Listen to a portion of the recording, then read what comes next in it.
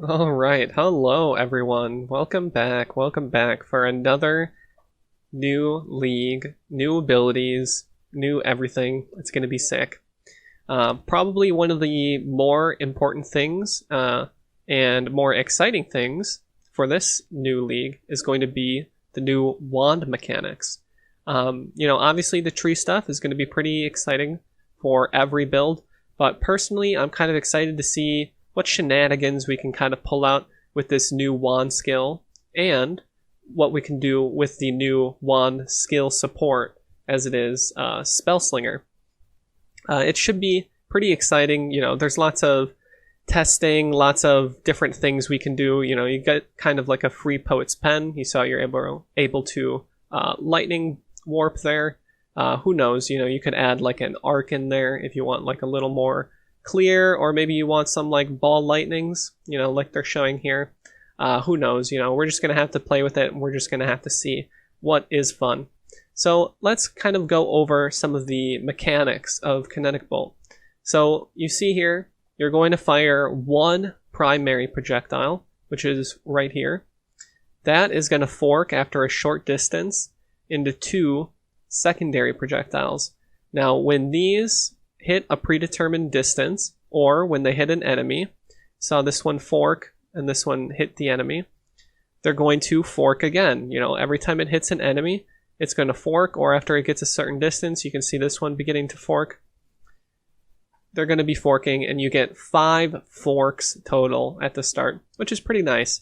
That is definitely enough to, kind of weave your way through the whole entire screen here. And you're always going to have a few of the forks just going right down the line in the middle, which is pretty nice. Right about where you're aiming that first primary projectile at. Now, adding some forks might be necessary when we get those like crazy large pack sizes. But I think the really, really nice important part is going to be adding projectiles. Now, that does not add more primary projectiles. You're not going to be shooting more than one of these things. But adding projectile will cause you to have more extra forks. So if we add another 2 projectiles to this, this is going to have 4 branches coming off as the secondary projectiles, which is very, very nice. You're going to be able to, it's almost like a pseudo fork adding all of those projectiles. It's going to be very nice. You're going to be able to absolutely fill the screen with these kinetic bolt things. Now, one of the more crazy things about Kinetic Bolt is that it is also going to be scaled off of increased spell damage. Now, this is not going to be taking into account more spell damage from things like Pain Attunement or Zealotry. Unfortunately, it's just going to be the increased, sort of like the Crown of Eyes and one of the new wand notables on the passive tree. That also gives the same effect, but if you're playing Kinetic Bolt, you obviously won't need to be picking that up because you'll already have the spell damage scaling. Now, the spell damage scaling is not 100%. It's actually 150%, which is pretty sick. Any spell damage, increased spell damage you get on your wand. The tree doesn't have too much, but jewels and all that. Also, I think it's going to be pretty neat to be able to use Indigion. Obviously you can't use Crown of Eyes and Indigion, but no, you don't need to use Crown of Eyes. You can grab the thing, the new notable on the tree, or you can just use Kinetic Bolt to get your spell damage scaling on your attack, which is very, very nice. One of the also very new, very amazing skills is going to be the Spellslinger. Now, this Spellslinger is going to be reserving 15%, you can see that down here, 15% of your mana before you add any supports. So when you add supports to the skill, you're going to have your Spellslinger, which is going to support, let's say in this example, it is like a ball lightning. So Spellslinger, ball lightning, and if you add like an LMP or a GMP, the multiple projectile gems, if you add those on there, they're going to be scaling how much mana is reserved. So the more supports you add to your Spellslinger skill, in this case that would be ball lightning, the more mana is going to be reserved. So it is base 15, which isn't too bad. But when you add like 4 or around 4 links, you're probably going to be hitting like 40, almost 50% in some cases, depending on how many links you can get away with, of your mana. So you really will get like Spellslinger, and probably if you don't pick any mana reserve, you'll get like another 35% aura or something like that. You really want to have like, I don't know, 5 to 10% of your mana unreserved, because you obviously have to be able to cast skills.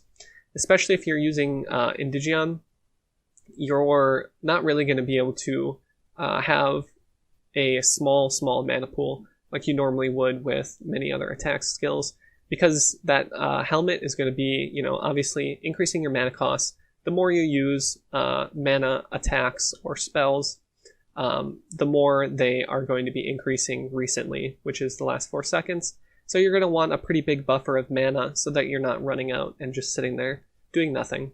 But luckily, there is a little upside.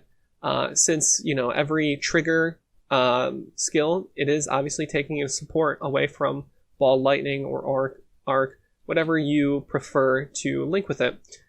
The cool thing is, apparently this is a wand league. The base local damage on your wands, so this would be the physical attack damage, as well as any elemental base on your wand, is going to be added to the spell. So when you have adds 1 to 120 lightning damage on your wand, any spell supported by Spellslinger will also get that added 1 to 120 lightning damage flat added to it, which is very good. Flat damage is sick. So that is a very nice little bonus there for Spellslinger. So the base damage is going to be added to the spell. Attack wands are going to be much more valuable with Spellslinger, so that's going to be something to look out for. I've seen some people look at Piscator's, which is the wand that adds roughly 100% increased elemental damage with attack skills. You can't deal any physical damage with it, and it has no base elemental damage. So some people kind of scoff at that, like, oh, Spellslinger, it takes into account the flat ele damage you're going to have on your wand, and Piscator's, the unique wand, does not have any flat ele damage.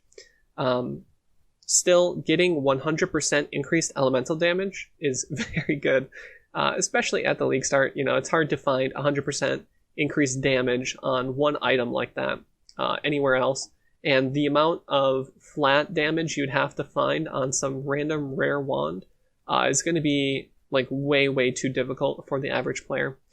So still, a Piscator's wand for your league start wand build will probably still be pretty good.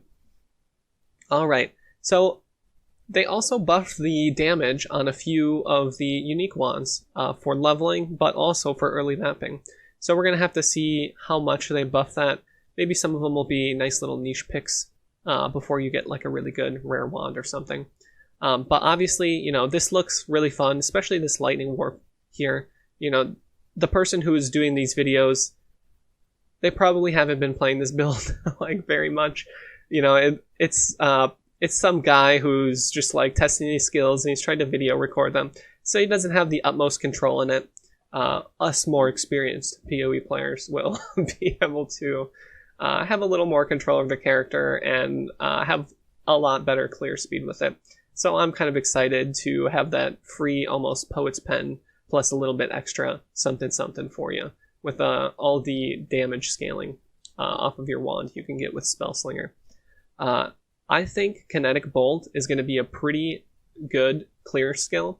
Honestly, it will be hard to beat Kinetic Blast, which is the OG wand skill, and Power Siphon as well. Since you can get so many of those projectiles that are going out and seeking enemies on their own anyway. Anytime you have something that is going to be like filling a screen with explosions or stuff, it's always going to be hard to kind of beat that out in a clear speed meta, which is exactly what this is going to be in this Delirium League. You get 1 minute to complete your map with that Delirium Fog whenever you start that, unless you're in one of those special maps that you've modified with the Delirium Orbs.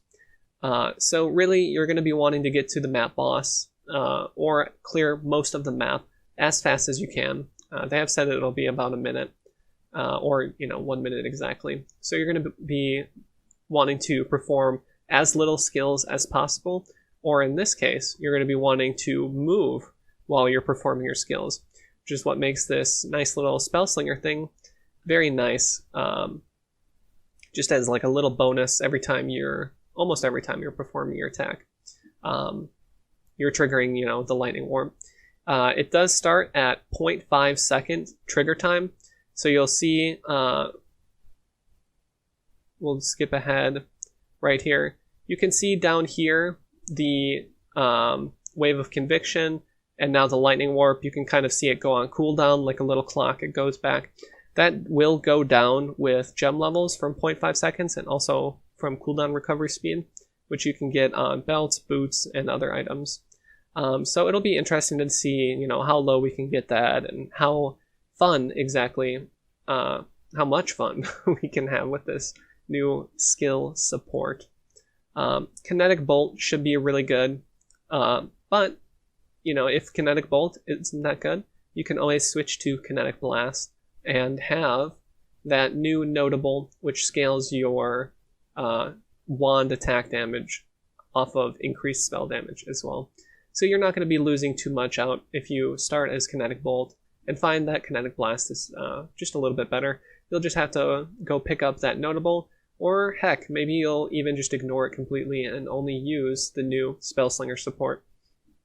Anyway, I think we're going to have to wait on the numbers exactly to see how good Kinetic Bolt is, because as it is right now, Kinetic Blast is a real tough sell as a League starter. Unless you have a support, it's hard to get enough of that flat damage right away to get that very clear, butter smooth, clear speed that you would get on something like ED Contagion, Frostbolt Totems, or, obviously Old Summoner, which we'll talk about later. We'll see how that goes. That is a little busted. It's not fair comparing too many things investment-wise to Summoner, obviously.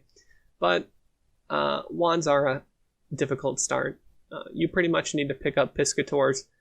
Rare wands you find off of the ground are pretty trash, especially since you need to be rolling mostly attack things. You want the local flat elemental damage to the wand, not to spells, but to the wand. And since it is a casting item, it kind of has lesser weights to those rolls. So you're rolling attack modifiers much, much less frequently. So they're tricky to roll, which means they're tricky to pick off the ground and find a good one. But yeah, I mean, if you have a support, I've done it before. It's pretty fun. You get an Eshe's Mirror, you get a Piscators, and you're pretty much set.